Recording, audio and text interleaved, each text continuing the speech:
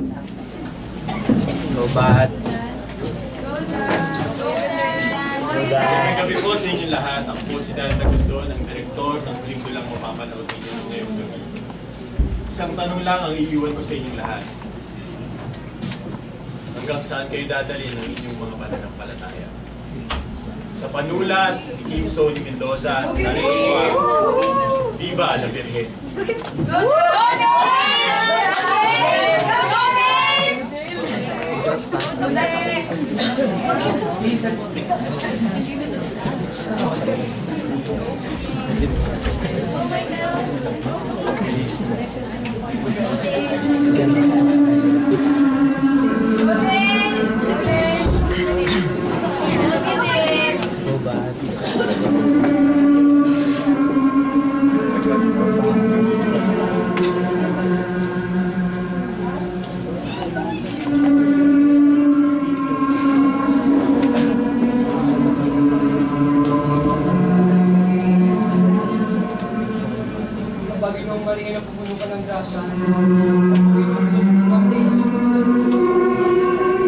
Radyo, ikaw nang bahala dito.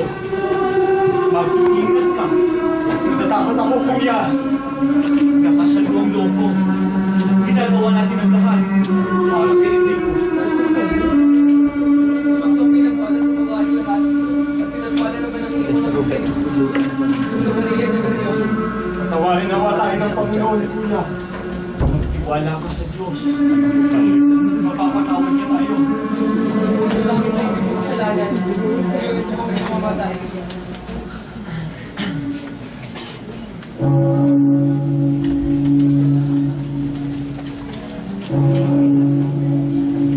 Amen.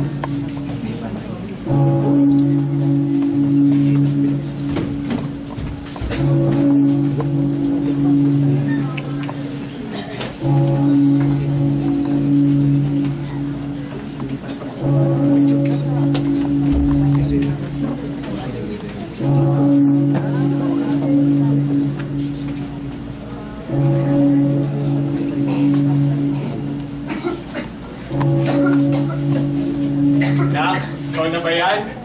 Simoy na paaga ka. Hindi ka na-assiste?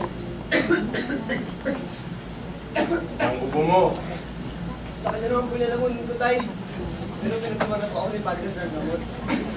Sinabi ko naman kasi sa'yo, magpahinga ka na lang muna dito sa bahay. Kumain ka na ba? Mamuklat ka na lang dyan sa kusina. Tsagayin mo na lang yung natirang pagkain dyan. Pasensya anak. Mahina talaga ang sideline ko kahapon. Tayo, ang bait po talaga ni Father. Kaya na nga po, lalo naman tayo makipalit. Sa simbahan ka sana kumain kahit pa paano, masarap ang ulam doon. Sige na, magbihis ka na ha. Ayaw mo na po kayong madali. Anak, baka marami ng mga tao naghihintay sa akin sa simbahan. Okay, bakit daw?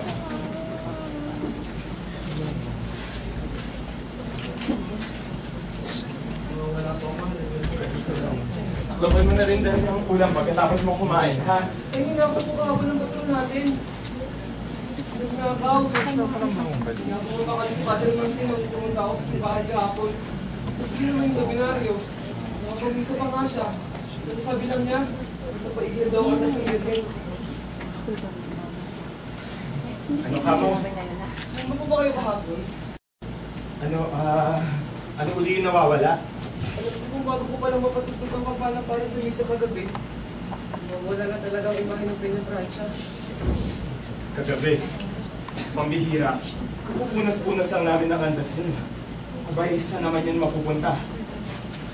Babalik ka pa ba doon? Hindi na po, kakain na lang po muna ako. Pero tay, tuloy pa po kayo? Wala naman misa, di ba? Makikipag-meeting muna. Baka nga mapag-usapan pa namin yan eh. Anak kung sakaling dumating. Ano po kayo nagabalik ang mga Virgen? Sino lang nakapagpapalik dito? Gusto ko pa sana kung sisingin ang somnaan ng ordinaryo para makapag-usalit na sana tuloy na akong bumalik. O kaya naman may magambalik pa tayo ng gamot ko. Nakala pa rin nato nga pala ako kahapon kaya hindi na ako nakasimba.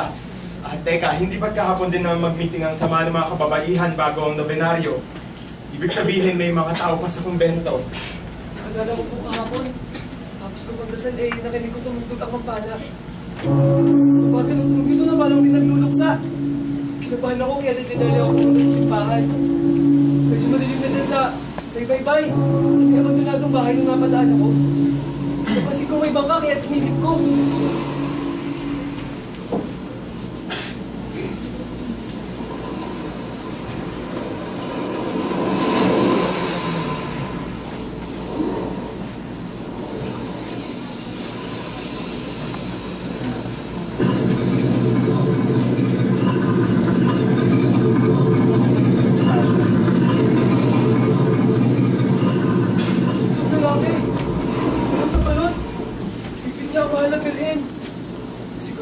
Mahal na Birhen, ay nakabal dito.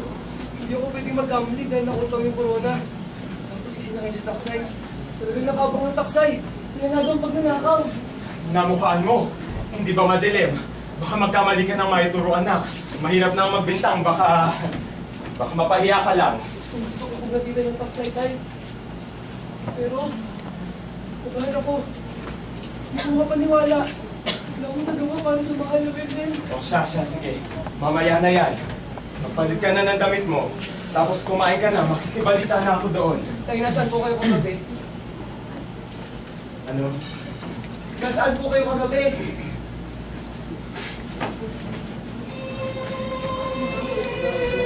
Huwag na kayo magmamamatay! Nasaan kayo kagabi? Enrico, nakita pa rin nato nga ako kagabi. Hindi kita maintindihan. Eh, pag ginamit ang gay, hindi ako pala dito, hindi ako sinungaling. Anak, Ay, malapit na po ang piyesta. Bakit hindi nagawa yun? Hindi na kayo. Enrico!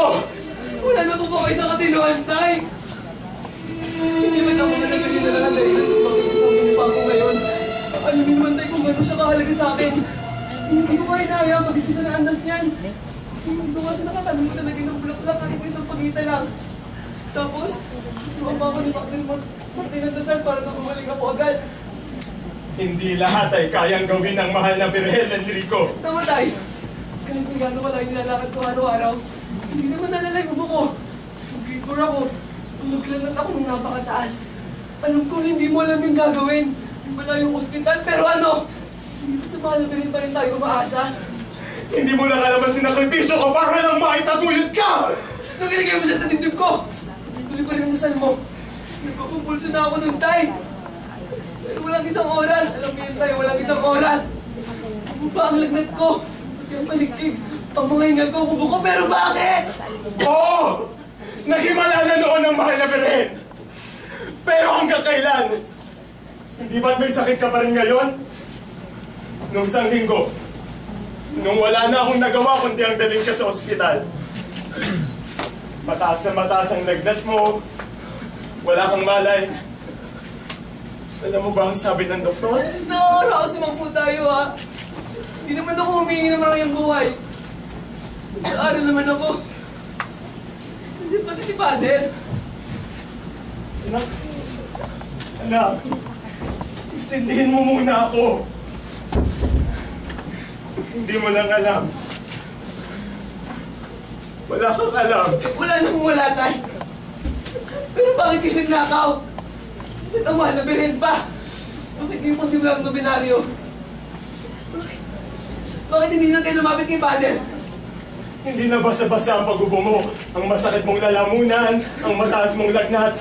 Bakit ang Birhen? Aaminin ko. Oo, matagal na akong nagnanakaw ng mga gamit sa simbahan. Pinabibili ko yun sa Maynila. Pero ano, mga maliliit na gamit lang naman yun para makaraos tayo eh. Pero sa pagkakataong to, hindi na basta-basta ang hinihingi ng doktor. Hindi ko kayang pabayaan ka.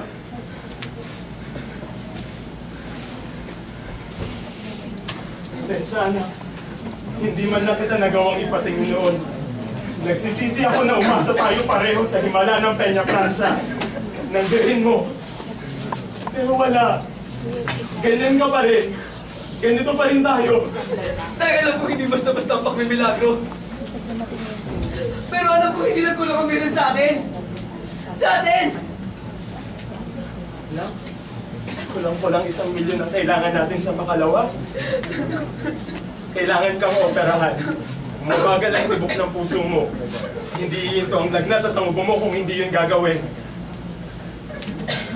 Anumang araw mula nung lagnatin ka at ma-hospital, sabi ng doktor,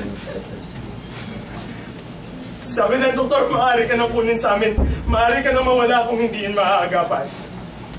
Masakit isipin, anak, pero huwag na tayong umasa sa himala. Ang mahal na Birhen, ang gitong korona, ang mga burlo. Tay, maraming ibang paraan. Naku, wala na akong ibang mapagkukunan pa.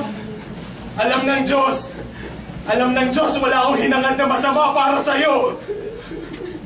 Maging ang mahal na Birhen. Siguro naman kung sinasamba mo siya, hindi ka niya hayaang mamatay. Nakakatama pa itong ginawa ko. Hindi natin kalaking ito. Magkiyagdating ka pa. Bukas na bukas, gagawa ko ng ibang paraan. Hindi sapat ang mahal na Birhen, anak, kung alam mo lang, hindi ko kayang mawala ka. Anak. Baka naman tayo kaya ako nagkakasakit at parusa to ng Diyos sa'yo. Baka kaya wala rin akong nanay. Tayo masakit, di ba? Na ako nagdurusa dahil sa lahat mga kasalanan niyo.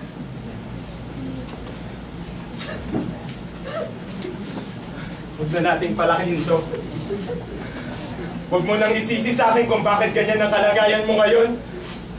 Dahil walang amang gugustuhin magkasakit ng ganyan ng kanyang anak.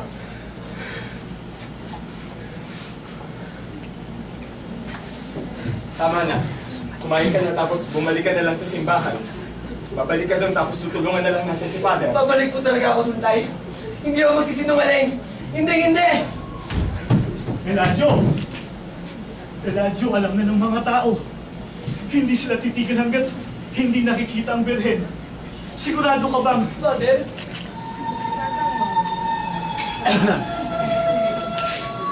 Enrico? Magsabot kayo ni Tatay?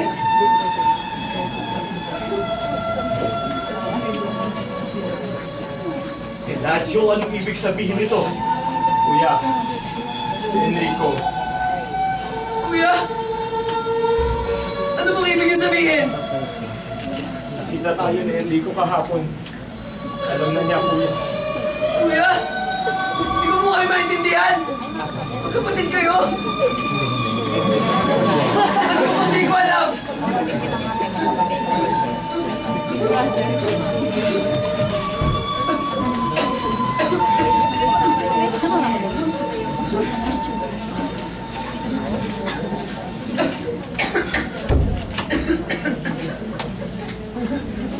Hindi ko alam kung paano sisimulan ng lahat. Pero mapatawad mo sana kami ng tatay mo. Ginawa lang namin ang lahat para sa'yo. Masakit para sa isang... Masakit ang hindi ka mabigyan ng atensyon. Ang hindi ka maalagaan. Laking pasasalamat ko na nga lang na napadpad ako at ang aking misyon dito sa Naga. Kung hindi baka hindi na kita nakita. Ano pong ibig niyo sabihin?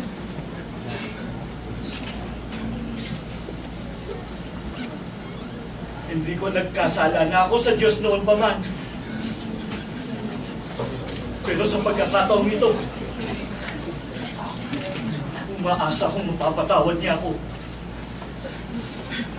Sa 25 taon kong pagmisyon, wala naman akong naipundar at wala na akong may pupundar pa.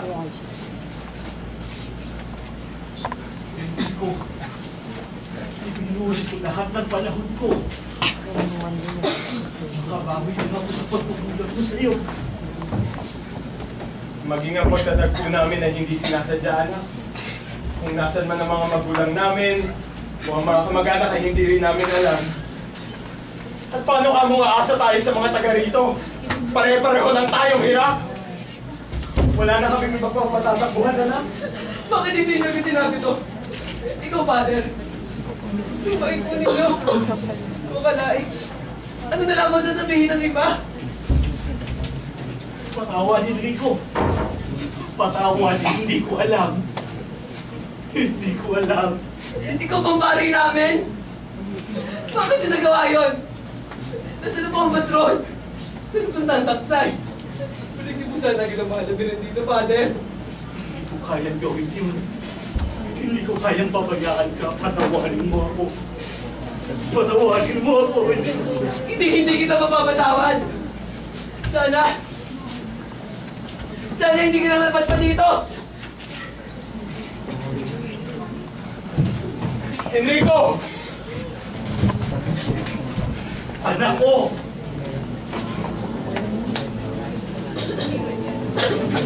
Patawarin mo ako. Patawarin mo kami. Mapatawad nawa tayo ng mahal na Birhen.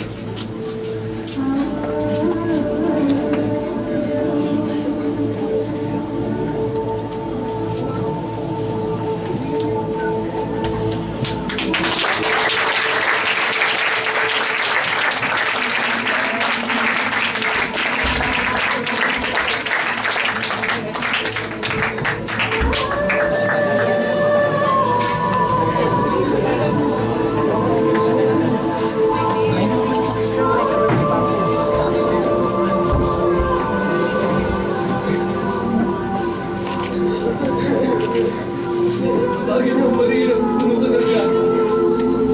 Ang Panginoon kasi sumasawa. Magkakapagpata sa bahay lahat. At pala naman ang ikunan si Jesus. Santa Maria, Ina ng Diyos, ipanalangin mo kami makasalanan. Ngayon, at kung kami mamamatay, Amen.